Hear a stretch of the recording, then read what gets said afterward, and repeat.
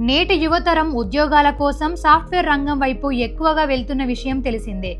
ముఖ్యంగా మహిళలు ఎక్కువగా సాఫ్ట్వేర్ రంగాన్ని ఎంచుకుంటున్నారు. కాకపోతే పై చదువులు పూర్తి అవ్వగానే జాబ్ దొరకడం కష్టంగా మారింది.